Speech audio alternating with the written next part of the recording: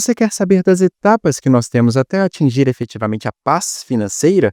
Então, fica comigo. Antes de mais nada, é importante entender que a construção de um patrimônio ela é um caminho, é um percurso longo e progressivo, e não algo que a gente vira do dia para a noite e alcança. E por esse motivo nós temos que desenvolver a paciência em relação a toda essa situação. Nós precisamos ter as técnicas corretas, nós precisamos entender que essa jornada possui inúmeros desafios, mas para construir algo que seja válido para a nossa família, como pais e como mães, nós precisamos ter clareza daquilo que é necessário e daquilo que usualmente produz bons resultados para a maioria das pessoas, pelo menos. É necessário trabalhar com clareza, com continuidade, perseverança e repetição daquilo que funciona. Não quer dizer que vai ser fácil e nem que vai ser rápido, mas quer dizer que você vai ter um futuro muito mais bem-sucedido do que se você simplesmente continuar fazendo as coisas da maneira como você sente que é mais adequada. E a primeira etapa que eu sempre trabalho com os meus clientes é a seguinte: é necessário entender o caos. Entender o caos vai nos levar a efetivamente ter ferramentas para lidar com as situações que nós precisamos ter clareza. Já uma segunda etapa vai ser eliminar esse caos. Entendemos quais são as fontes de caos na nossa vida, nós trabalhamos para eliminá-las, e esse não é um processo fácil. Nós precisamos abrir mão de uma série de elementos que nos geram conforto, que nos geram prazer.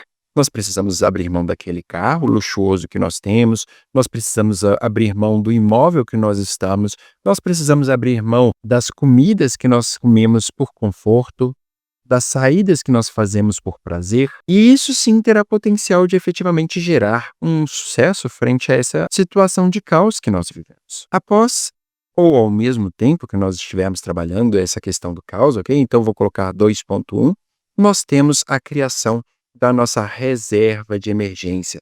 Não existe discussão. Muita gente erra ao entender que é necessário investir antes de eliminar o caos, investir antes de criar uma reserva de emergência. Mas esse investimento, ele só virá mais para frente, e bem mais para frente. A gente vai alcançá-lo, mas vamos aos poucos, ok? Antes de mais nada, nós precisamos de uma reserva de emergência. Essa reserva de emergência, ela pode variar, ela pode muitas vezes ser de 6 meses, mas dependendo da profissão que nós temos, ela pode inclusive ser de 2 anos.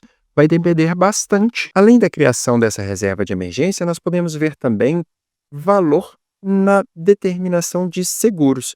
E aqui, muito cuidado. Os seguros, eles têm, sim, suas utilidades, mas eles não são um investimento. Seguro não é investimento.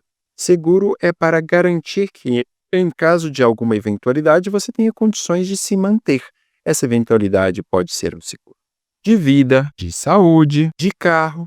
Existem diversos seguros que podem ser contratados e esses diversos seguros, naturalmente, eles influenciam a sua vida na medida em que você utilizá-los. Existem pessoas que acabam gastando demais em seguros desproporcionalmente. Se você paga um seguro de vida, por exemplo, de 300, 400, 500 reais por mês para receber como retorno 200 mil reais em caso de morte, você provavelmente está com um seguro equivocado. Um seguro que muitas vezes faz muito mais sentido para quem te vendeu o seguro do que para você. Aí, então, na etapa 4, nós chegamos aos nossos investimentos.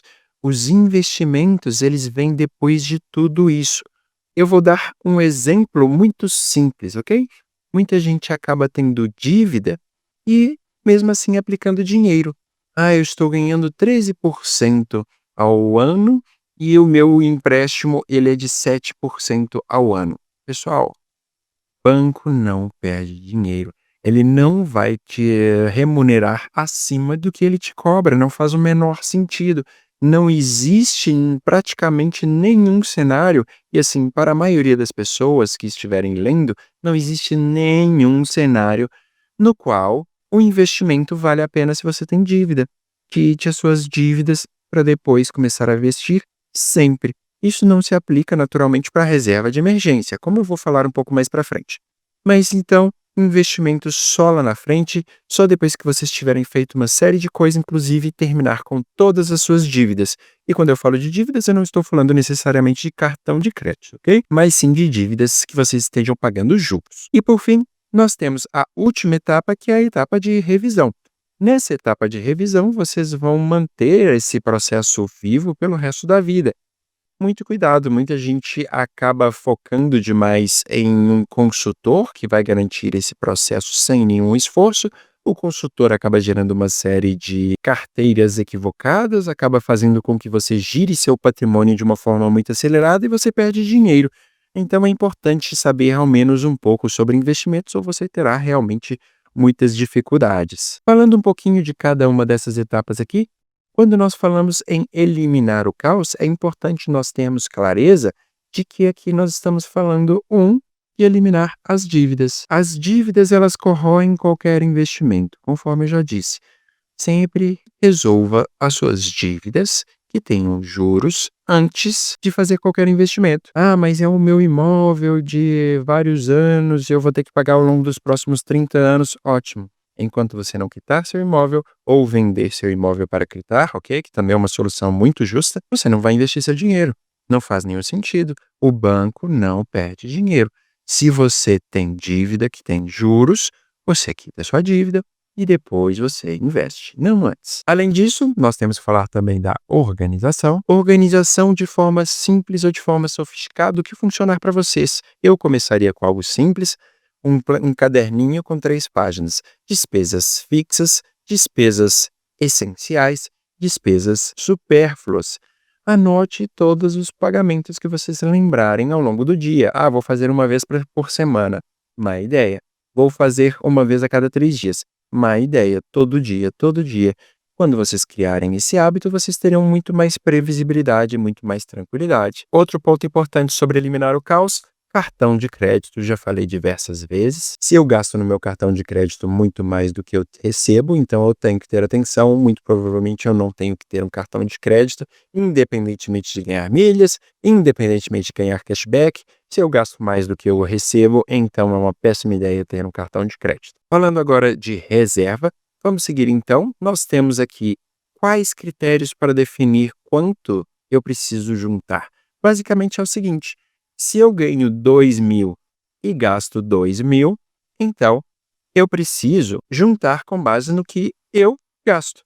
Se eu, por exemplo, ganho 2.000 e gasto 3.000, então eu preciso juntar minha reserva de emergência com base nos 3.000. Se eu ganho 2.000 e gasto 1.000, então eu preciso fazer minha reserva de emergência com base nos 1.000. E aqui nós temos uma clareza já com relação a um elemento.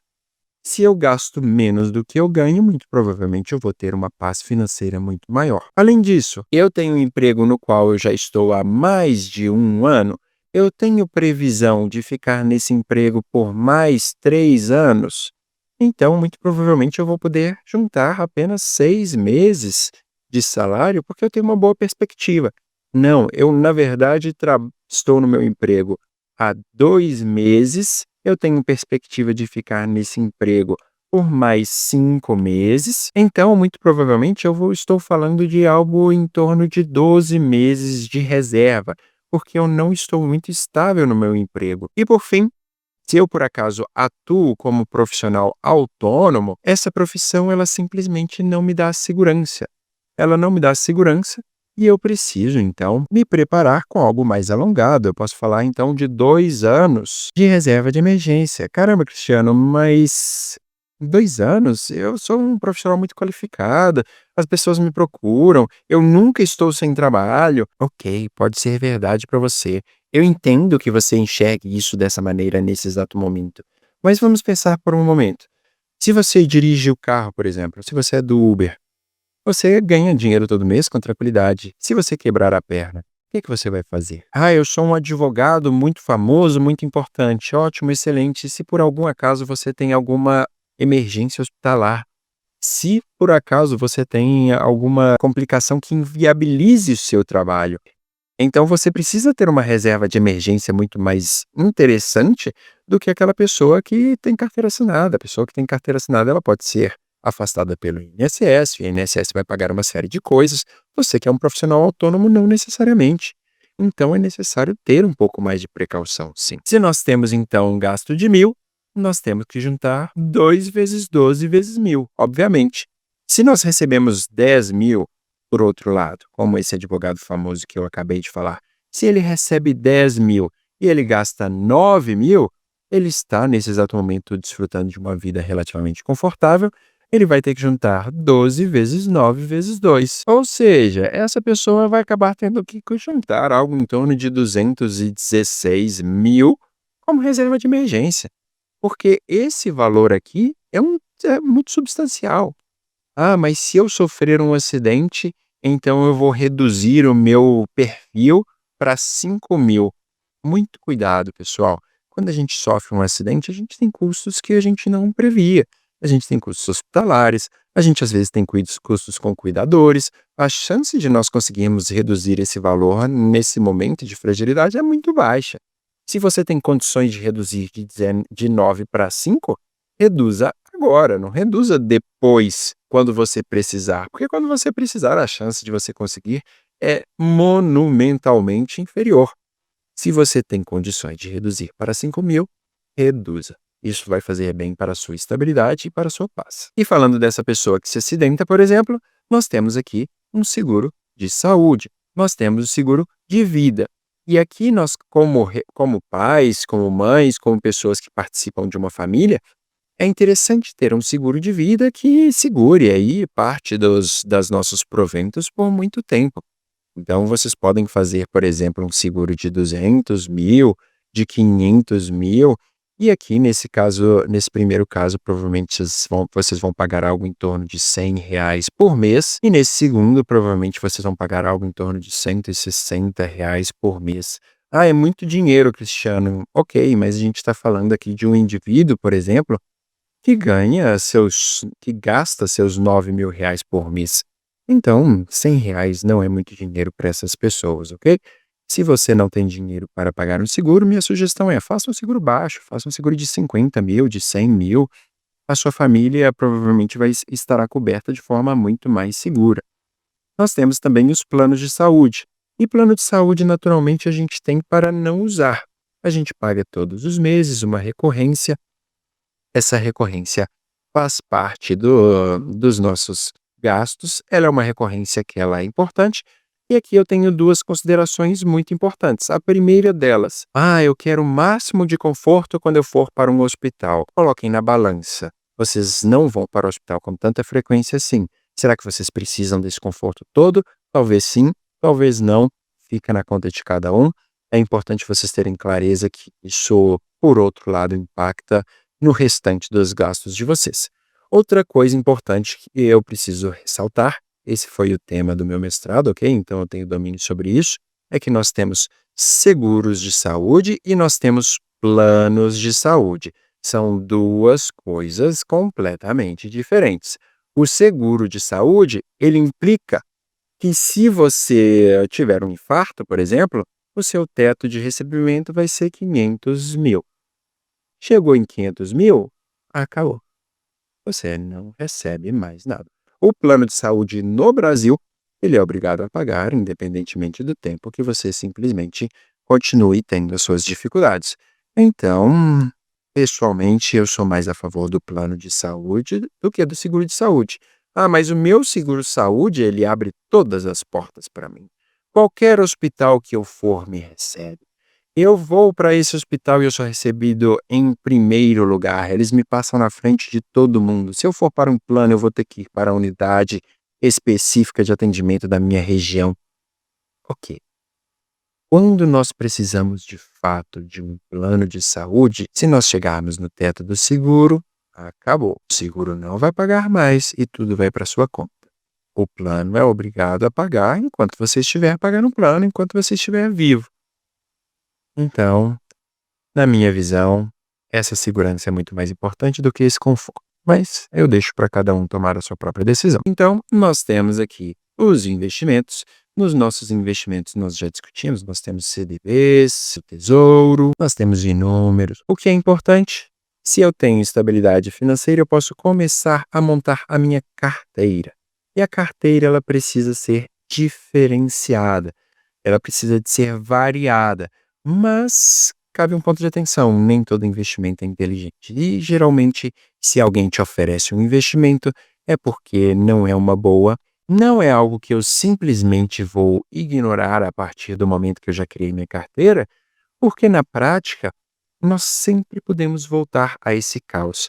Esse caos ele tende a ser muito prejudicial para toda essa nossa situação. E é sempre importante lembrar, nós viemos do caos. O caos, de certa forma, ele faz parte da nossa natureza e nós precisamos trabalhar para garantir que ele funcione bem na nossa realidade. O maior erro, então, é tentar correr antes de saber andar. Valorize sempre a estabilidade antes da velocidade e vocês terão muito mais paz na vida financeira de vocês. Se vocês gostaram do conteúdo, compartilhem com uma pessoa que vocês julgam pertinente. Além disso, curtam e comentem. Abraço!